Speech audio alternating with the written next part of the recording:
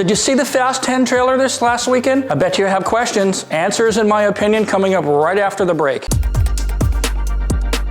I don't know if you know this, but I actually now have a merch store, and if you haven't checked out the video description below my videos, then you're missing out. Currently, I've got a pack full of movie quote t-shirts, and more styles are being added every month, and new items are in development right now. So have a look, see if there's anything you like, and wear it with pride. The link is in the video description below.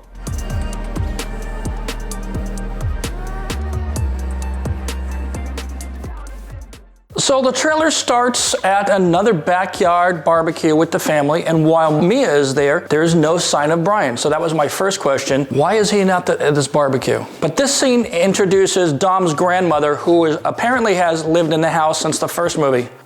What? She's been there all the time? Why wasn't she doing the cooking? There's no hint as to how she survived when the house was blown up in Fast 7, so maybe they're going to elaborate on that part when we get into the movie. But next we see Dom in the garage next to a gray Chevelle, like the one we saw in Fast 4. Where's the Charger with the big engine? Same question I have in every movie. Which Dodge Charger does he still have or not? Then there's a cut, and we see another 70 Dodge Charger doing donuts at Dodger Stadium. Seconds later, we see Dom's son, now about 10 years old, sitting in the driver's seat. Was he driving? They just tease that, so we don't know what's going on right there, but just from the trailer. There's some more vague clips, and as the narration talks about their past and their future, and more talk about family, but not one hint of Brian's status or his whereabouts. They're doing the same again. Where the Brian? Where is the guy? Then we go to a flashback to Fast 5 and the vault heist. Remember that? Way back in, what was that, 2010, 2011 or something like that? Now we're seeing the vault scene all over again. Why?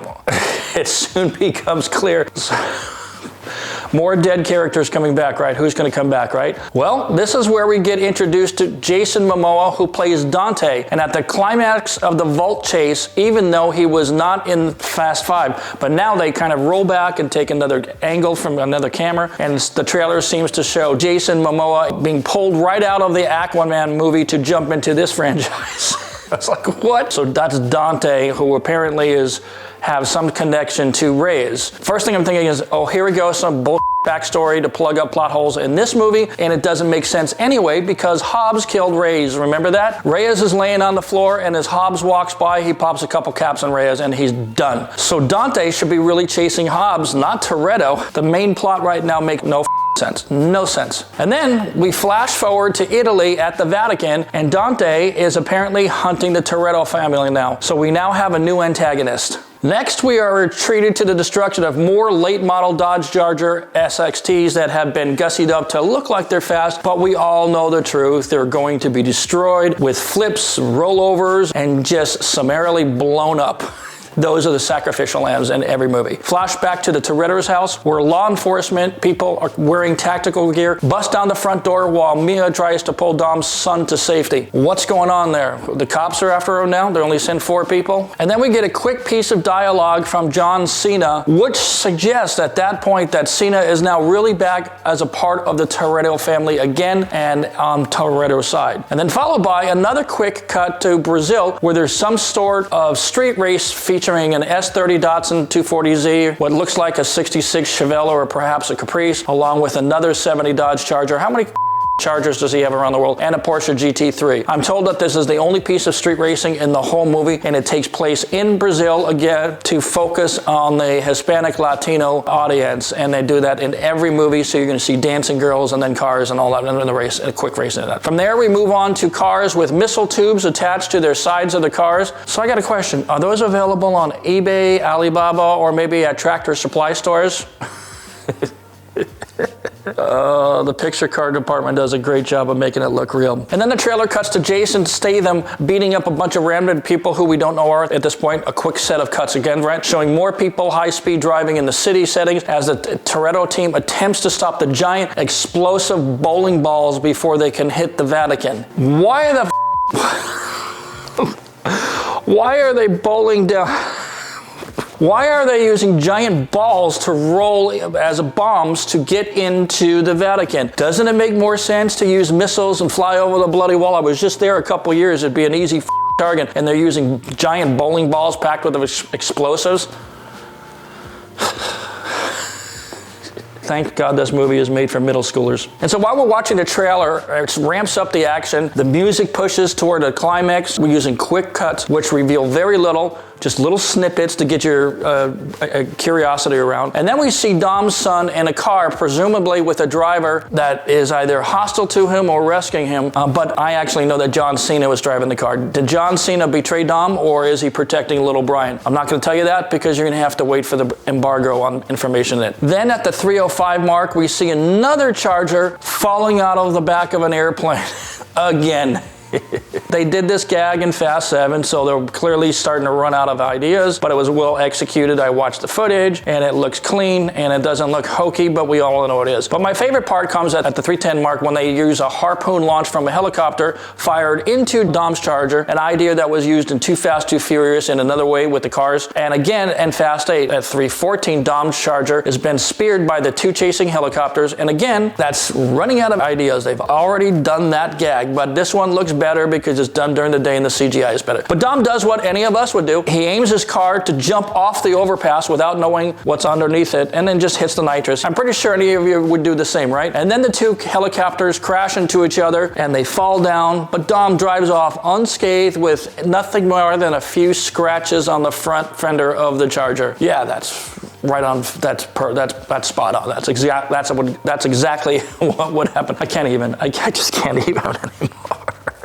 But whatever, middle schoolers are going to wet their pants and they're going to absolutely love this movie. The movie will definitely be packed with action. Packed. But you're going to have to be prepared to be totally confused in the movie theater. And honestly, the flashbacks, the fast forwards, and bringing in elements from previous movies is confusing even to me knowing this story because the elements were not shown in the earlier films. They just back up the film and take another camera angle and then this is what happened. Like with Dante, you didn't see Jason Momoa in Fast 5, but in this trailer, they show him as he was in one of the cars that we never saw him when we watched Fast 5, but now they planted him into that digitally, and then he just basically invented a villain for this next film. So it's not uncommon to do this. You look at soap operas on the con. It's kind of a cheesy approach just to invent a character as a villain to come back to settle a score, and we don't know what the score is and what he's trying to score since his buddy Reyes was killed by Hobbs. So what is this guy's actual motive? So given the stunts shown in the trailer, it looks like they've just rehashed some previous used stunts with some revisions and spiced them up a little bit. These stunts were a hit in the previous movie, so I expect that the audience was really like these stunts again, but they're better done. Most people who have seen Fast 5 will remember it, but others might not. But what makes me the most happy about the trailer is that a lot of late model Dodge Chargers will be destroyed, which should help shrink the size of intersection takeovers.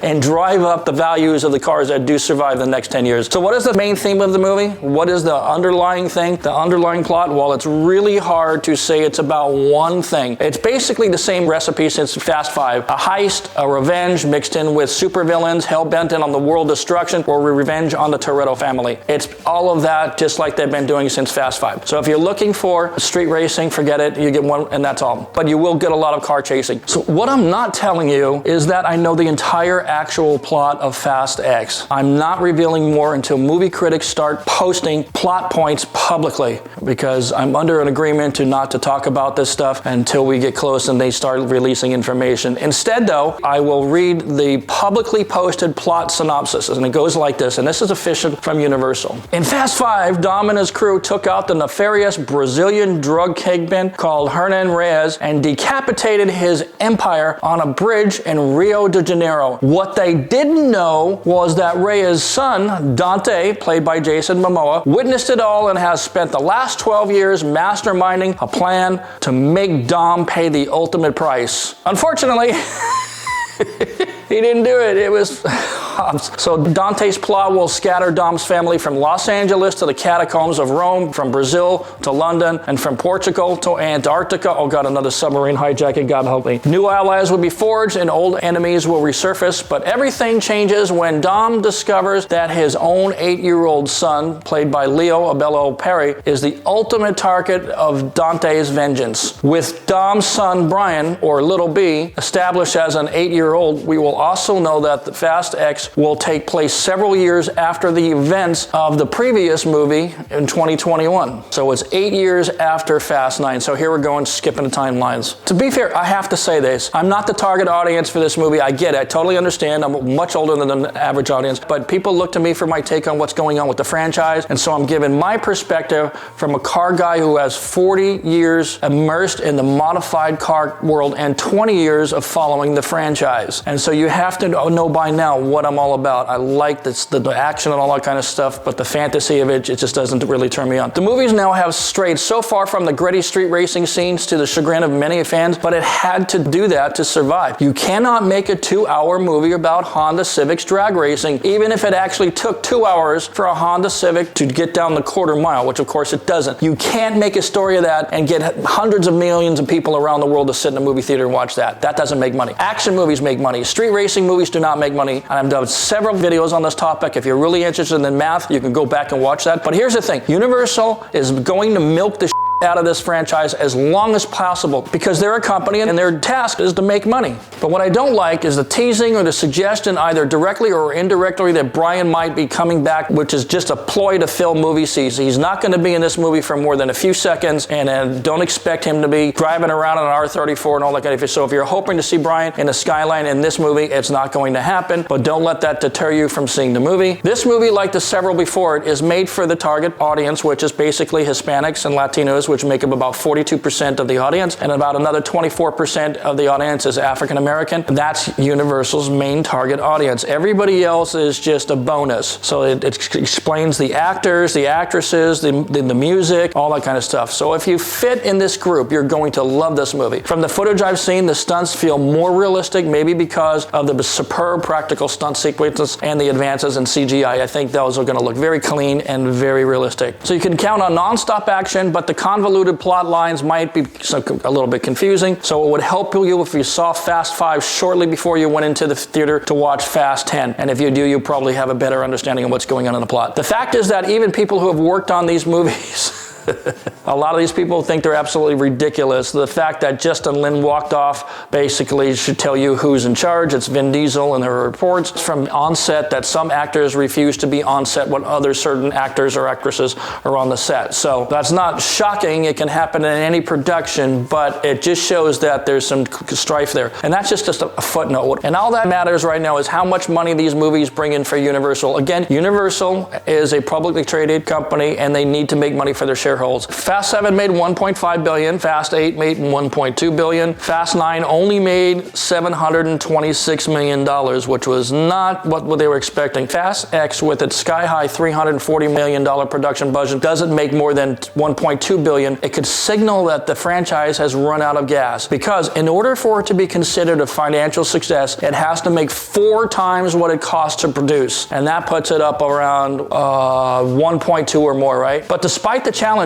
including the death of Paul Walker, the departure of The Rock, the pandemic, and the shrinking profits in recent installments, the franchise has never been more popular globally and more well-known than it is right now, and across more generations. So Universal is hoping that's going to turn into ticket sales, which I hope it does, because I want them to succeed. They were former clients of mine, and so I hope that goes on for long enough to that everybody gets their fill of it. But a lot of people who want to see the street racing are probably going to stay home. But the people who are younger, 12 to 22, 23, 25 years old, will definitely enjoy the movie. So that's my assessment of it, and a little bit of backstory. We'll talk again the next time a little about the actual plot as soon as we get a green light to start talking about the whole plot. I have 10 pages of notes, copious notes, and I will share that with you guys as soon as I'm able to do, but not before. But anyway, thanks for watching. We'll see you another time.